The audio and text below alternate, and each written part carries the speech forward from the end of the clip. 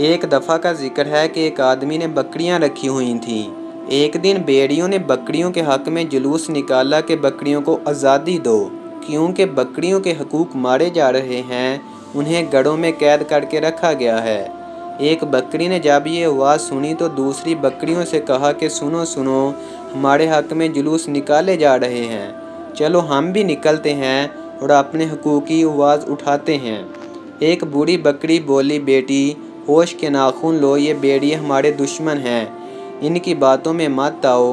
मगर नौजवान बकरियों ने बूढ़ी बकरी की बात ना मानी कि जी आपका ज़माना और था, ये जदीद दौर है, अब कोई किसी के हकूक़ नहीं छीन सकता, ये भेड़िए हमारे दुश्मन कैसे, ये तो हमारे हकूक़ की बातें कर रहे हैं। तो बूढ़ी बकरी ये सुनकर बोली, बेटा ये तुम्हें बर्बाद करना चाहते हैं, अभी तुम महफूज हो, अगर तुम इनकी बातों में आ गई तो ये तुम्हें चीर फाड़ कर रख देंगे।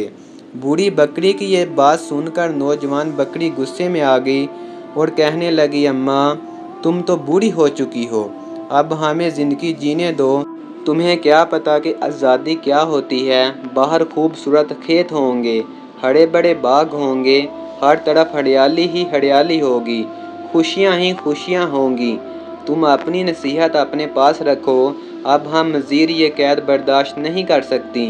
ये कहकर सब आज़ादी के नारे लगाने लगीं और भूख हड़ताल कर दी।